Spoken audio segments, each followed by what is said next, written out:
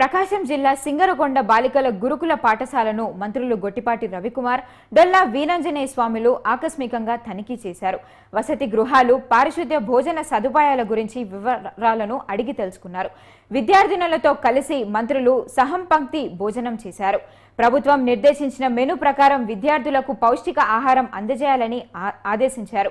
అనంతరం విద్యార్థులతో కలిసి ముఖాముఖి నిర్వహించి వారి సమస్యలు గొట్టిపాటి రవికుమార్, డొల్లా వీరాంజనేయ స్వాములు అడిగి తెలుసుకున్నారు.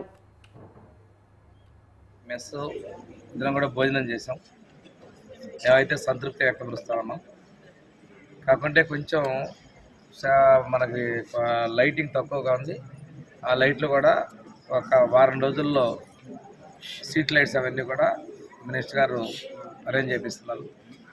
దాంతోపాటు జంగిల్ క్లియరెన్స్ కూడా నగర పంచాయతీ నుంచి మేము మంత్లీ వన్స్ క్లియర్ చేసేటట్లు ఇన్స్ట్రక్షన్స్ ఇవ్వడం జరిగింది. జనరేటర్ కూడా ఏదో ప్రాబ్లం ఉందంటే ఆల్టర్నేటివ్ కోసం అది కూడా చేయడం జరిగింది.